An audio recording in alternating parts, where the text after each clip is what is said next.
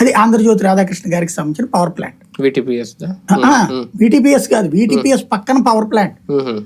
ఈ విటిపిఎస్ లో నుంచి వచ్చే హాట్ వాటర్ అలాగే ఈ కృష్ణలో వాటర్ ఈ రెండింటి కలిపి పవర్ తయారు చేసుకునేటువంటి ప్లాంట్ ఉంది అక్కడ.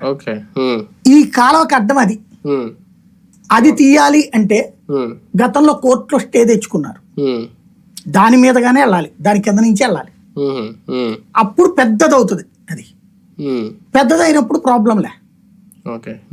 అది రాజశేఖర రెడ్డి హయాంలో పెట్టినప్పుడు అప్పుడు ఒకసారి కోర్టు స్టే వచ్చింది. తర్వాత కాలంలో అసలు ఆ ప్రాజెక్టు పక్క వెళ్ళిపోయింది. మళ్ళీ ఇప్పుడు జగన్మోహన్ రెడ్డి టైంలో 2020లోను 2021లోను దానికి సంబంధించి చెప్పినప్పుడు మళ్ళీ కోర్టుకి వెళ్ళి స్టే తెచ్చుకున్నారు. అంటే రాజశేఖర రెడ్డి హయాంలో ప్రారంభించినప్పుడు తర్వాత ప్రభుత్వం మారిపోయింది, అంత ఆగిపోయింది. మొన్నటిసారి కోర్టు స్టేతో ఆపుకున్నారు.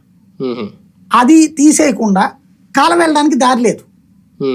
అది పవర్ ప్లాంట్ అనమాట. మామూలుగా అప్పట్లో ఇచ్చినటువంటి 1500కి సంబంధించినటువంటి పవర్ ప్లాంట్. ఇందులో నుంచి వాటర్ వాడుకుంటూ అక్కడ పవర్ తయారు చేసేటటువంటి ప్లాంట్ అనమాట. అసలు సమస్య అక్కడ వచ్చింది. లాజిక్ అంతా దానివల్ల మొత్తం డైవర్షన్ అయిపోయింది. అంటే డైరెక్ట్ గా వెళ్ళే దారి లేదు కదా, ఇంకెక్కడికి పోతుంది. ఇప్పుడు ఏం చేయాలి? ఇప్పుడు వెళ్తుంది అటే, కాకపోతే విటిపిఎస్ కాలంలోకి వెళ్తుంది.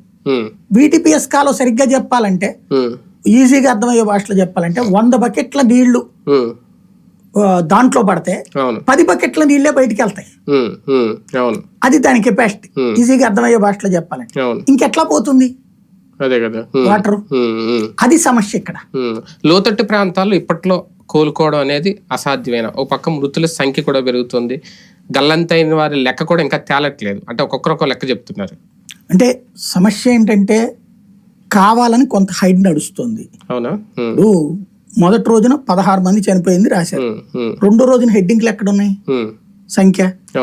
తర్వాత క్యాజువల్ ప్రకటన 31 అన్నారు. కానీ మొదటి రోజున 16, రెండో రోజున 12 మృతదేహాలని రాసి మళ్ళీ టోటల్గా 32 అంటారు.